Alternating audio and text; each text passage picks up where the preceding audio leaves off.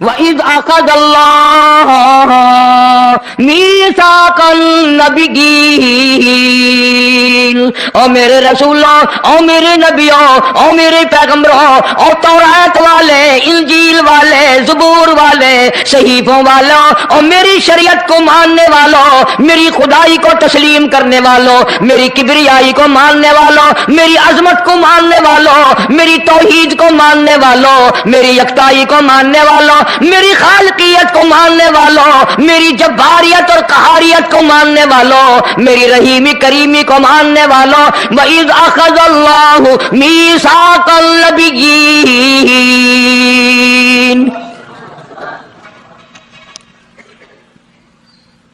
میں آج تم سے ایک اقرار لیا چاہتا ہوں، ایک میں نے دستاویز تمہارے سامنے رکھ دی، میں تم سب سے دستخط کرانا چاہتا ہوں، ایک محضر نامہ تمہارے سامنے رکھ دیا، ایک دستاویز تمہارے سامنے رکھ دی، میں نے قرارداد پیش کی، تم اس کی تائید کرو۔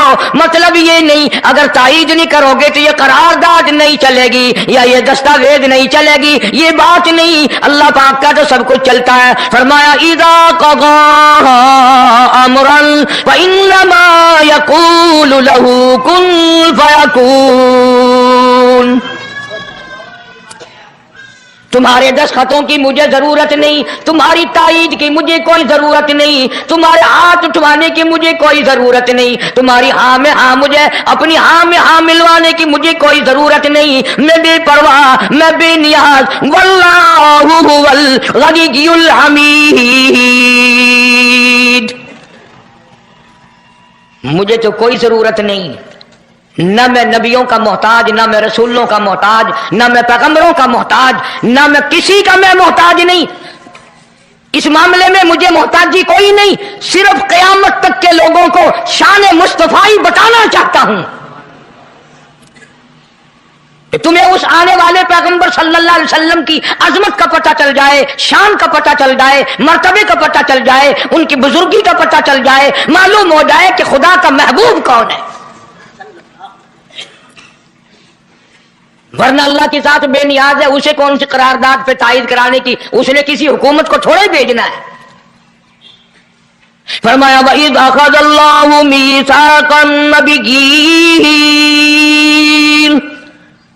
میرے نبیوں، میرے رسولوں، میرے پیغمبروں، میری نبوت کا تاج اوڑھنے والوں، میری شریعت کو تسلیم کرنے والوں، میری توحید کا ڈنکا بجانے والوں، اور نوح علیہ السلام تو ہزاروں سال میری توحید کا ڈنکا بجائے گا، پتھر بھی کھائے گا، زخم بھی کھائے گا، مار بھی کھائے گا، اے صالح علیہ السلام، اے یوسف علیہ السلام، تم بڑے بڑے درد اٹھاؤ گے، بڑے بڑے دکھ اٹھاؤ گے میری توحید کی وجہ سے، لیکن ساتھ ساتھ میں تمہیں بتانا چاہتا ہوں جہاں میری خدائی کا ڈنکا بجاؤ گے وہاں میرے محبوب کی مصطفی کا ڈنکا بھی بجاؤ گے۔ تمہارے ذمہ یہ کام لگ گیا، میری شریعت کا اعلان کرو، میری یکتائی کا اعلان کرو، میری وحدانیت کا اعلان کرو، مار کھاؤ، ہڈیاں ختم کرا دو۔ ذَلِكَ بِأَنَّهُمْ كَانُوا يَكْفُرُونَ بِآيَاتِ اللَّهِ وَيَقْتُلُونَ النَّبِيِّينَ،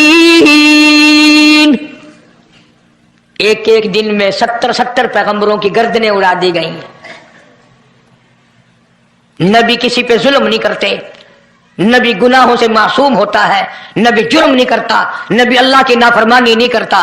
خدا کی قسم یہ کہ اس بات پر پیغمبروں کی گردنیں کاٹ دی گئی کہ اللہ ایک ہے، مشکل کشا وہ ہے، حاجت روا وہ ہے۔ کسی نبی نے معاذ اللہ چوری نہیں کی، کسی پیغمبر نے ڈاکہ نہیں مارا، اس جرم کی پیدائش میں ایک ایک دن میں 70 نبیوں کی گردنیں اڑا دی گئی۔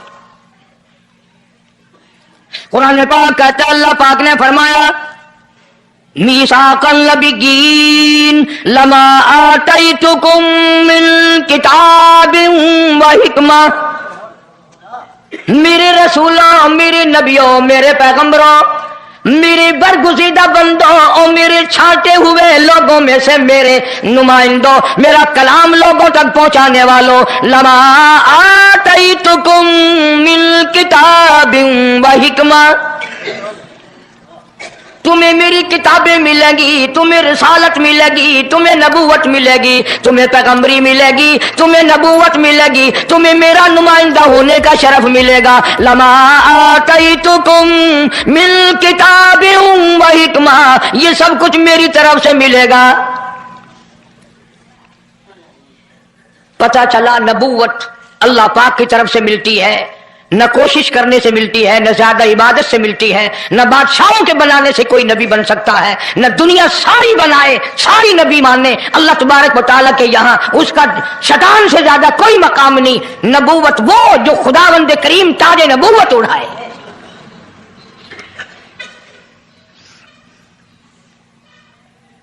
اندازہ لگاؤ، بڑے دکھ کی بات ہے.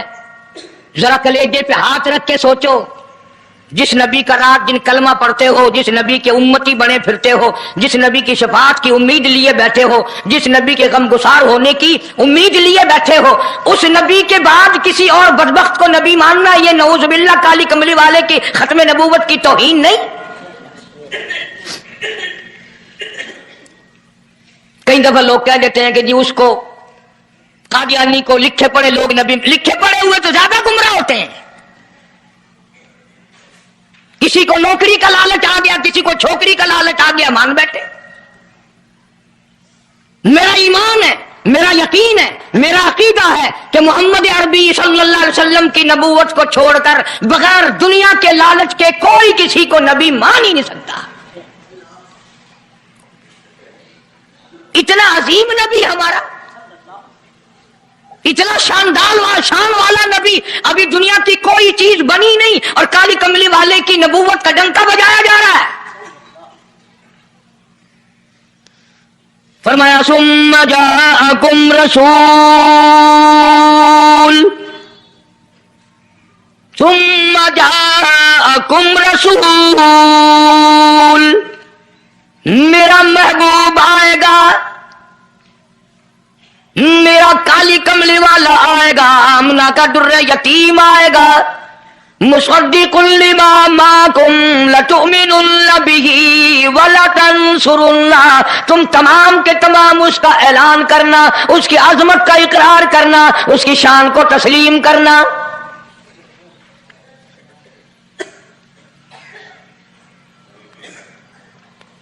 کیا ماننے والے نبی اور پیغمبر اور رسول ہوں اور منوانے والا خدا ہو؟ کون انکار کر سکتا ہے؟ لیکن بات کو پکا کرنے کے لیے کبھی قرآن کریم کا ترجمہ بھی پڑھ لیا کرو. خدا تمہیں قرآن نصیب فرمائے. مسجدوں میں، گلیوں میں، بازاروں میں جو بکواس کر دے تم اسی کو تسلیم کر لیتے ہو، اس وجہ سے کہ تم دین کا علم نہیں سیکھتے، قرآن کریم کا ترجمہ نہیں پڑھتے، محمد عربی صلی اللہ علیہ وسلم کی حدیث پاک نہیں پڑھتے. ورنہ ایسا کبھی نہ ہو. اللہ میاں نے فرما دیا، نبیوں نے مان لیا، بس بات ختم ہو جانی چاہیے تھی. لیکن بات کو اور مضبوط کرنے کے لیے اور پکا کرنے کے لیے اور شاندار بنانے کے لیے اللہ پاک پوچھتے ہیں قال اقررتم. اے کاش تم عربی جانتے، قرآن سمجھتے، خدا کی قسم کلیجہ پھٹ جاتا. اور خدا پوچھتا ہے قال اقررتم، کیا تم نے میرے محبوب کی مصطفائی کا اقرار کر لیا؟ کیا تم نے اقرار کر لیا؟ قالوا اقررنا، سارے نبیوں کی روحوں نے کہہ دیا رب العالمین ہم سب نے اقرار کر لیا، مان لیا. اب تو بات ختم ہو جانی چاہیے تھی، لیکن اب بھی فرمایا قال فاشهدوا وانا معكم من الشاهدين، میں بھی اس دستاویز پہ گواہ ہوں، تم بھی گواہ رہنا. میں خدا نے تمہیں یہ سب کچھ بتا دیا کہ مجھے اپنی کبریائی کی قسم اگر میں اپنے محبوب کو نہ بناتا یہ دنیا ہی نہ بناتا. انبیاء نہ ہوتے، رسول نہ ہوتے، چاند نہ ہوتا، سورج نہ ہوتا، آسمان نہ ہوتے، چاند ستارے نہ ہوتے، یہ دن رات نہ ہوتے، یہ کائنات نہ بستی. اللہ پاک نے سارے نبیوں کو جمع کر کے دستاویز پہ دستخط کرا کے یہ ثابت کر دیا کہ یہ ساری کائنات کالی کملی والے کا صدقہ ہے.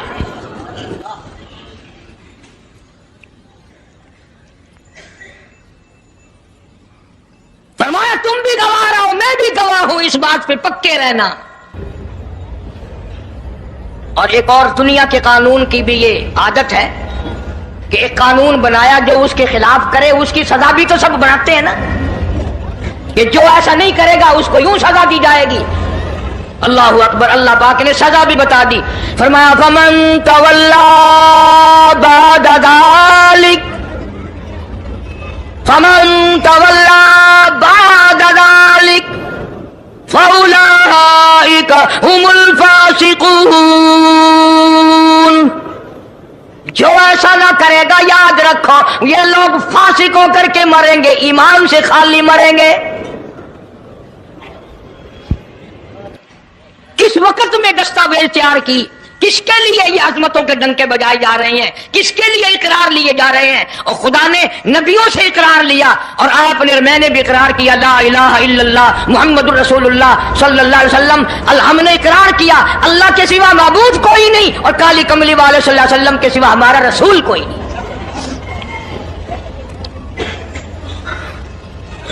روزانہ اقرار کرتے ہیں ہم اللہ کی وحدانیت کے سوا کسی کو نہیں مانیں گے، اور نبی پاک صلی اللہ علیہ وسلم نے جو فرما دیا ہم اس کی پابندی کریں گے۔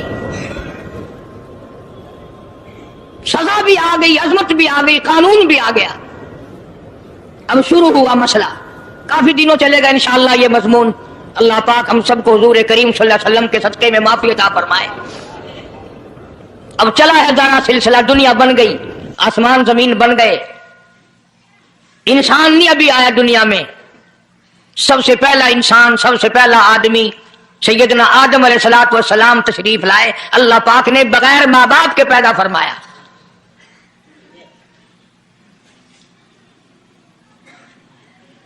وہ ماں کے بغیر بھی پیدا کر سکتا ہے، باپ کے بغیر بھی پیدا کر سکتا ہے۔ کہیں ماں باپ یہ نہ کہیں کہ اولاد ہم بناتے ہیں، ایسا نہیں ہے۔ اس نے اپنی قدرت کا نمونہ پہلے دکھا دیا۔ سیدنا آدم علیہ الصلوۃ والسلام کو اللہ پاک نے جنت میں داخلہ عطا فرمایا، جنت میں عمر بسر ہوئی، جنت الفردوس میں رہتے تھے آدم علیہ الصلوۃ والسلام۔ دنیا میں بھیج دیے گئے، بسانا تھا دنیا کو۔ آخری وقت آیا آدم علیہ السلام کا۔ حضرت شیش علیہ السلام بیٹے ہیں آدم علیہ السلام کے۔ آخری وقت میں حضرت آدم علیہ السلام نے ان کو بلایا اور فرمایا میرے بیٹے میری ایک وصیت قبول کر، میری ایک وصیت سن، میری آخری بات سن۔ جی ابا فرماؤ۔ فرمایا جب بھی کوئی مشکل وقت آئے، جب بھی کوئی مصیبت آئے، جب بھی کوئی پریشانی آئے، اللہ پاک سے مانگنا، اس کے دربار میں جھولی پھیلانا، اس کے سامنے دامن پھیلانا، اس کے دروازے پہ گدا گری کرنا، اس کے دروازے پہ اپنے سر کو جھکانا، اور جب کوئی مصیبت آئے دعا مانگنا اس مالک کائنات سے۔ لیکن دعا سے پہلے محمد کریم صلی اللہ علیہ وسلم کی ذات پاک پہ درود پاک پڑھنا۔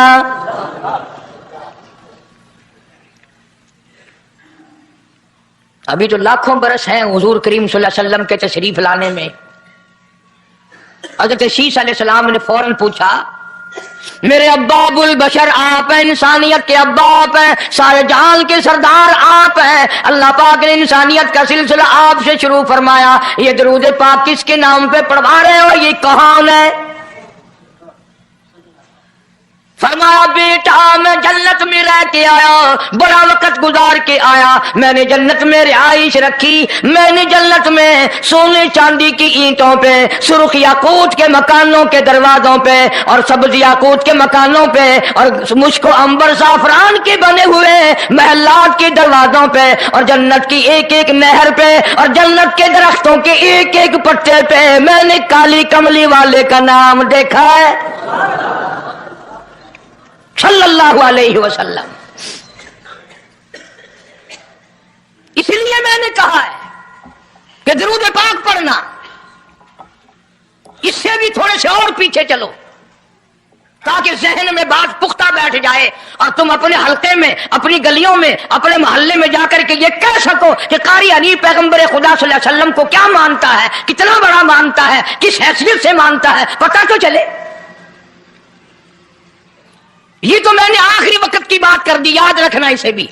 اور پیچھے چلو، جناب آدم علیہ السلام ہیں تو جنت میں، لیکن اکیلے ہیں، اکیلے ہیں۔ تنہائی، خلوت، پریشانی، اپنی جیسی صورت کوئی نظر نہیں آتی، اپنا ہم اثر کوئی نہیں، ہم جنس کوئی نہیں۔ تجربہ کر لو، کوئی بہت عالیشان محل، ایئر کنڈیشن، بڑے بڑے فانوس اور بڑا بڑا سب کچھ بنا بنا کر ایک آدمی کو اندر بٹھا کے باہر سے بند کر دو، ایک دن میں گھبرا جائے گا، بلکہ ایک گھنٹے میں ہی، کہ میں کدھر جاؤں، کیا کروں پنکھوں کو، کیا کروں ایئر کنڈیشن کو، کیا کروں خوبصورتی کو، میں تو یہاں اکیلا ہوں۔ تو آدم علیہ السلام کو جب اکیلے کو وحشت ہوئی، خلوت میں پریشانی ہوئی، اکیلا پن محسوس کیا، اللہ پاک نے جوڑا، کیا دوں؟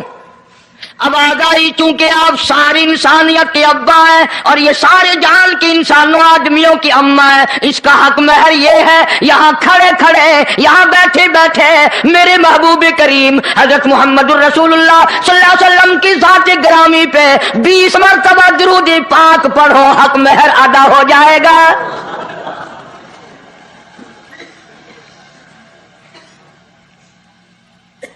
ذرا اندازہ تو لگاؤ، یہ کس وقت میں عظمتیں بیان کرائی جا رہی ہیں، کوئی چیز ابھی نہیں بنی، ایک جوڑا دنیا میں آیا ہے، لیکن محبوب خدا اللہ پاک اپنے محبوب کریم صلی اللہ علیہ وسلم کی ذات اقدس پہ درود پاک پڑھنے کے لیے اس کو قیمت بنا رہے ہیں کہ اس ہوا کی قیمت جو ہے حق مہر کی وہ 20 مرتبہ درود پاک ہے صلی اللہ علیہ وسلم۔ اور یہی وجہ ہے، وہ مضمون آگے چل کر آئے گا کہ اللہ پاک نے قرآن کریم میں یہ کہیں نہیں فرمایا کہ میں بھی نماز پڑھتا ہوں تم بھی نماز پڑھو، میں بھی روزہ رکھتا ہوں تم بھی روزے رکھو، میں بھی زکات دیتا ہوں تم بھی زکات دو، میں بھی حج کرتا ہوں تم بھی حج کرو، میں بھی یوں کرتا ہوں۔ صرف ایک عبادت ایسی اور ایک کام ایسا اللہ پاک نے اعلان کر دیا، فرمایا ان اللہ و ملائکتہ، میں خدا اور میرے سارے فرشتے یصلون علی النبی، محبوب کریم صلی اللہ علیہ وسلم کی ذات پہ، اور لوگوں میں بھی درود بھیجتا ہوں، جبریل بھی بھیجتا ہے، سارے فرشتے بھیجتے ہیں، تم بھی درود بھیجتے رہنا۔ یعنی درود شریف پڑھنا ایسی عبادت ہے کہ خدا بھی ہمارے ساتھ اس میں شامل ہے، فرشتے شامل ہیں۔ اب یہ مضمون نہیں، لیکن بات چل رہی ہے۔ اب ظاہر بات ہے کہ قرآن کریم کس پہ نازل ہوا؟ حضرت محمد الرسول اللہ صلی اللہ علیہ وسلم کی ذات پہ 22 برس 5 مہینے 15 دن میں بتدریج قرآن کریم پورا ہوا۔ سمجھ لو بات کو، کام آئے گی انشاءاللہ قبروں میں عقیدہ بناؤ گے تو۔ قرآن کریم کی جب آیت اترتی تھی، نازل ہوتی تھی، اور حضور کریم صلی اللہ علیہ وسلم صحابہ کو سناتے تھے، بتاتے تھے، تو صحابہ کرام اس آیت کی تفسیر بھی پوچھتے تھے کہ اس آیت کا مطلب کیا ہے، کیوں انہوں نے عمل کرنا تھا۔ وہ تو اتنے پکے تھے کہ قرآن کریم پڑھتے پڑھتے صحابہ کرام آگے نکل گئے، فاروق اعظم پیچھے رہ گئے قرآن کریم میں پڑھنے میں۔ تو کس نے پوچھا، اے عمر تیرا ذہن کمزور ہے کہ نہیں، حافظہ کمزور ہے کہ نہیں، کہ پھر پیچھے کیوں رہ گئے؟ اللہ اکبر، فرمایا میں جو قرآن سیکھتا ہوں پہلے اس پہ عمل کرتا ہوں، اگلے دن پھر دوسرا سبق لیتا ہوں۔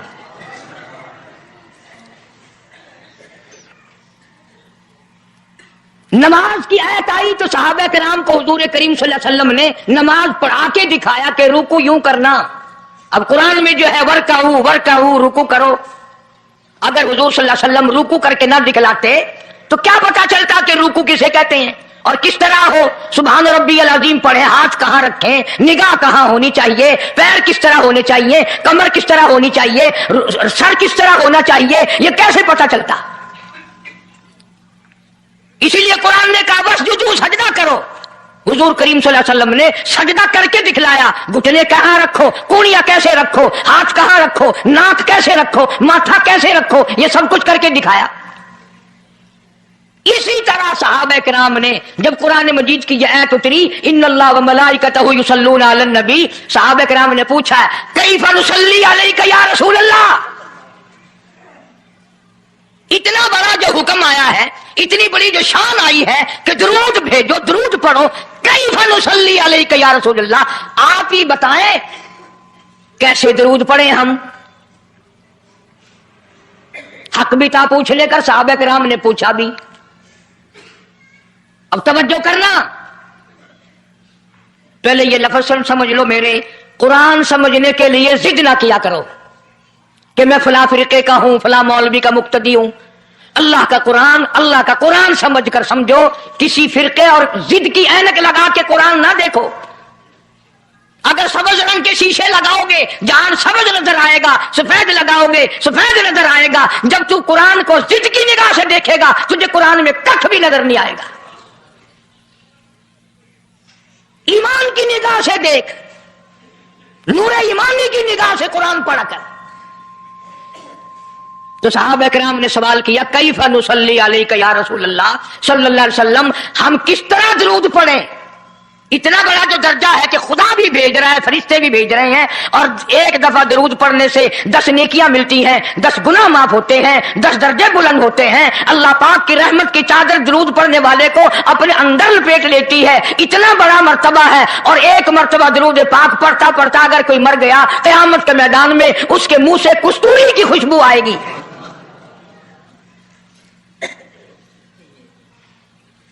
इतने बड़े सवाब की चीज, इतने बड़े दर्जे की चीज खुद सिखाओ, खुद बताओ कैसे है।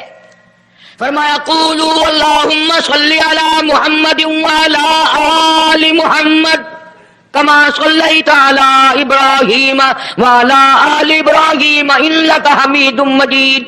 अल्लाहुम्मा बारिक अला मुहम्मद व अला आलि मुहम्मद कमा बारकता अला इब्राहीम व अला आलि इब्राहीम इन्नका हमीदुम मजीद।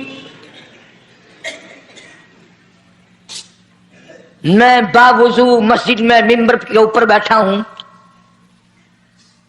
1,29,000 सहाबा ने जो नकल फरमाया और जो सारी जिंदगी दरूद पाक पढ़ा, वो यही है। इसमें एक लफ्ज की मैंने हेरा फेरी नहीं की। नबी पाक सल्लल्लाहु अलैहि वसल्लम की जुबान मुबारक से निकला हुआ यही दरूद है, हुजूर का तालीम दिया हुआ यही दरूद है। सिद्दीक अकबर ने यही पढ़ा, फारूक आजम ने यही पढ़ा, उस्मान ज़ुन्नुरैन ने यही पढ़ा, अली मुर्तजा ने यही पढ़ा, हसन हुसैन ने यही पढ़ा, फातिमा ज़हरा ने यही पढ़ा, ऐशा सिद्दीका ने यही पढ़ा, 1,29,000 सहाबा ने यही पढ़ा, 1500 साल के वलियों ने यही दरूद पढ़ा। अब जाहिर बात है, जो सवाब इस दरूद का हो सकता है वो और कितना ही अकीदत से बनाया गया हो, उसका वो सवाब हो ही नहीं सकता, क्योंकि असल बरकत है नबी के लफ्जों में। और ये नबी पाक सल्लल्लाहु अलैहि वसल्लम ने सहाबा किराम को खुद सिखाया ये। अब ये जितने भी दरूद बनाए हुए हैं, लखी हो, करोड़ी हो, ताज हो, ये अजान से पहले वाला हो, बाद वाला हो, कोई भी हो, ये अकीदत हो तो हो, लेकिन नबी की तालीम करदा सलाम दरूद नहीं, सहाबा किराम का पढ़ा हुआ नहीं। तुम्हारा क्या है? तुम तो इतनी तफसील सुनने के बाद भी कह दोगे हाँ तुमने तो यूं कह नहीं है, तुम जो बंदी जो हुए। वाह भाई वाह, कमाल है। कई लोग कहते हैं है तो कारी हनीफ रसूल करीम सल्लल्लाहु अलैहि वसल्लम का आशिक, बड़ी सीरत बयान करता है, पर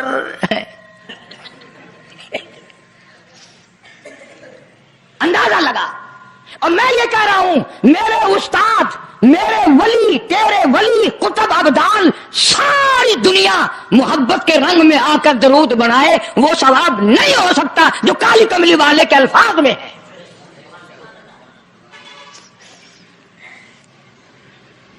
उसकी एक मोटी निशानी मैं आपको बता दूं। यही वजह है कि 1500 साल 15वीं सदी चल रही है, नमाज में यही दरूद पढ़ा जाता है। सलाम फेरने के बाद तो लाउड स्पीकर पे खड़े होकर कुछ और आता है ना। नमाज में हेरा फेरी अभी नहीं आई, नमाज में यही दरूद, पूरी उम्मत यही दरूद पढ़ती है। देवबंदी हो, बरेलवी हो, अहले हदीस हो, कोई भी हो, जो नबी पाक सल्लल्लाहु अलैहि वसल्लम के तरीके पे नमाज पढ़ने वाले हैं, वो नमाज में यही दरूद पढ़ते हैं। इसके अच्छा होने की ये दलील है कि सारे अमलों में अच्छा अमल नमाज, और नमाज में अच्छा अमल ये दरूद पाक।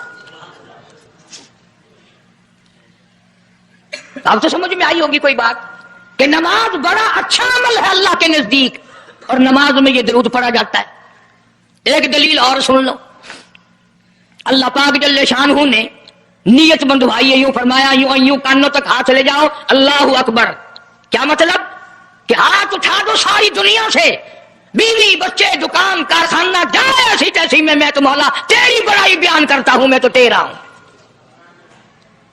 اللہ اکبر کھڑے کھڑے کی، سبحانک اللہ کھڑے کھڑے پڑھا، الحمد شریف کھڑے کھڑے پڑھا، قرآن کریم کی تلاوت کھڑے کھڑے کی، رکوع میں سبحان ربی العظیم پڑھا، سجدے میں سبحان ربی الاعلیٰ پڑھا۔ جب آئی درود پاک کی باری، اللہ پاک نے فرمایا سیدھا ہو کر آرام سے بیٹھ کے پڑھ میرے محبوب کی ذات پہ درود پاک۔ بالکل تسلی سے بیٹھ جا، ہر انگلی کا رخ قبلہ کی طرف ہو، بڑے سکون سے تسلی سے۔ ابھی تم کہو گے کہ درود کی بات کر رہا ہے، التحیات میں سلام ہے، السلام علیکہ ایھا النبی ورحمۃ اللہ، تو سلام بھی اور درود بھی اللہ پاک نے، اللہ کے نبی نے، 1,29,000 صحابہ نے، اہل بیت نے، سید عبد القادر جیلانی رحمۃ اللہ علیہ نے، سارے ولیوں نے سلام بھی اور درود بھی نماز میں بیٹھ کے پڑھا۔ یہ جو کھڑے ہو کر پڑھتے ہیں یہ نبی کا درود سلام نہیں، یہ لاؤڈ اسپیکر کا سلام ہے۔ 10-15 سال پہلے جب تک لاؤڈ اسپیکر نہیں تھا یہ سلام کہاں گئے تھے؟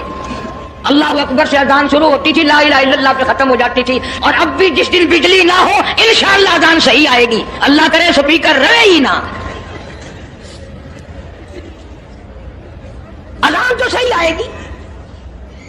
کسی نے ایک قلعے کی مزان بنا لی، کسی نے یوں بڑھا لی، تیرے بنے ہوئے مکان میں اگر کوئی ذرا سی لکڑ کی یا لوہے کی کلی ٹھوک کے تکلیف ہوتی ہے، اوئے مکان کی زینت کو بگاڑ رہا ہے۔ ہم نے رنگ روغن کرایا، چپس کرایا، پیسے لگائے، تو نے کیل کیوں گاڑی؟ اور مکان مکمل ہونے کے بعد تو ایک معمولی سی کیل برداشت نہیں کرتا، خدا اپنے دین میں یہ تیری بدعت کیسے برداشت کرے گا؟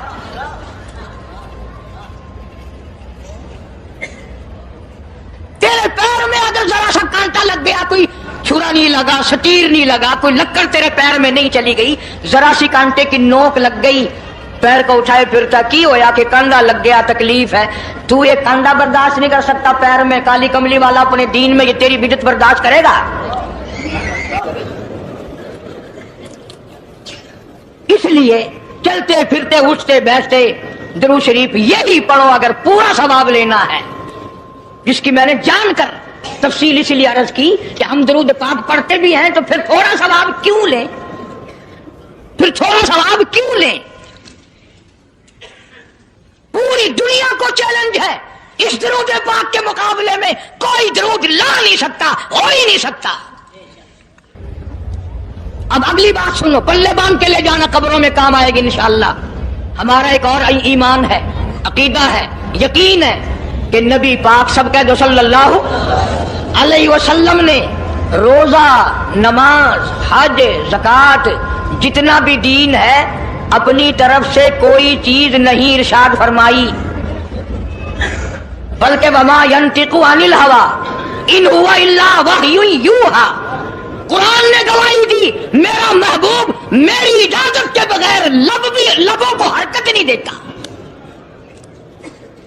تو جب یہ عقیدہ بناؤ گے کہ نبی پاک صلی اللہ علیہ وسلم کی زبان اللہ کی زبان ہے، نبی کا فرمان اللہ کا فرمان ہے، پھر یہ درود پاک نبی کا بھی نہیں بلکہ یہ درود پاک اللہ کا بھیجا ہوا ہے۔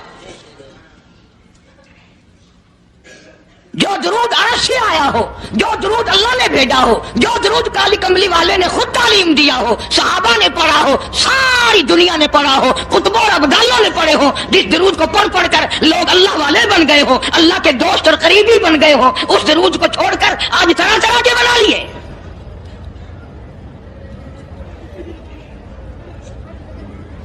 کسی نے اذان سے پہلے بڑھایا، کسی نے اذان کے پیچھے بڑھایا، کسی نے کچھ کیا، کسی نے کچھ کیا۔ خدا کی قسم سیدہ عائشہ صدیقہ رضی اللہ تعالیٰ عنہ فرماتی ہیں کہ میرے محبوب صلی اللہ علیہ وسلم نے فرمایا من احدث فی امرنا، جو میرے دین میں نئی بات نکالے فہو مردود،